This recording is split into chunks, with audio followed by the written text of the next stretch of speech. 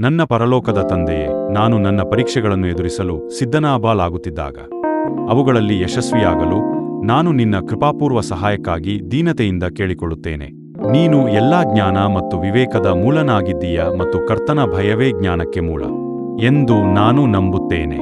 ಈ ಜ್ಞಾನವನ್ನು ಹೊಂದಿಕೊಂಡು ನೀತಿವಂತಿಕೆಯ ಜೀವಿತ ಜೀವಿಸಲು ಸಹಾಯ ಮಾಡು ಎಂದು ನಾನು ನಿನ್ನನ್ನು ಕೇಳಿಕೊಳ್ಳುತ್ತೇನೆ. ನನ್ನನ್ನು ನಿನ್ನಿಂದ ದೂರ ತೆಗೆದುಕೊಂಡು ಹೋಗಿರುವ ನನ್ನ ಎಲ್ಲಾ ತಪ್ಪುಗಳನ್ನು ಮತ್ತು ಪಾಪಗಳನ್ನು ನಾನು ಅರಿಕೆ ಮಾಡಿ ನಿನ್ನ ಕ್ಷಮಾಪಣೆಯನ್ನು ಯಾಚಿಸುತ್ತೇನೆ. ನೀನು ನನ್ನ ಪಾಪಗಳನ್ನು ಯೇಸುವಿನ ಹೆಸರಿನಲ್ಲಿ ಶುದ್ಧ ಮಾಡಿ ನಾನು ನಿನ್ನನ್ನು ವೈಯಕ್ತಿಕವಾದ ರೀತಿಯಲ್ಲಿ ಅನುಭವಿಸುವಂತೆ ನನಗೆ ಸಹಾಯ ಮಾಡು. ದಯವಿಟ್ಟು ನನಗೆ ಸಮಾಧಾನ ಮತ್ತು ವಿಶ್ವಾಸವನ್ನು ನೀಡಿ ನನ್ನ ದಾರಿಯಲ್ಲಿ ಬರುವ ಯಾವುದೇ ಶೋಧನೆಗಳನ್ನು ಜಯಿಸಲು ನನಗೆ ಸಹಾಯ ಮಾಡು. ಇದು ನನ್ನ ಜೀವಿತದಲ್ಲಿ ಒಂದು ಪ್ರಾಮುಖ್ಯವಾದ ಸಮಯ ಎಂದು ನಾನು ಬಲ್ಲೆನು ಮತ್ತು ನಾನು ನನ್ನ ಭವಿಷ್ಯವನ್ನು ಕಟ್ಟುವುದಕ್ಕೆ ಗಮನ ನೀಡಬೇಕು.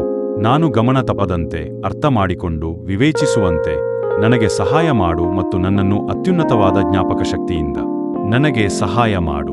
ಇದು ನನ್ನ ಜೀವಿತದಲ್ಲಿ ಒಂದು ಪ್ರಾಮುಖ್ಯವಾದ ಸಮಯ ಎಂದು ನಾನು ಬಲ್ಲೆನು ಮತ್ತು ನಾನು ನನ್ನ ಭವಿಷ್ಯವನ್ನು ಕಟ್ಟುವುದಕ್ಕೆ ಗಮನ ನೀಡಬೇಕು. ನಾನು ಗಮನ ತಪ್ಪದಂತೆ ಅರ್ಥ ಮಾಡಿಕೊಂಡು ವಿವೇಚಿಸುವಂತೆ ನನಗೆ ಸಹಾಯ ಮಾಡು ಮತ್ತು ನನ್ನನ್ನು ಅತ್ಯುನ್ನತವಾದ ಜ್ಞಾಪಕ ಶಕ್ತಿಯಿಂದ ನಾನು ಪ್ರಾರ್ಥಿಸುತ್ತೇನೆ.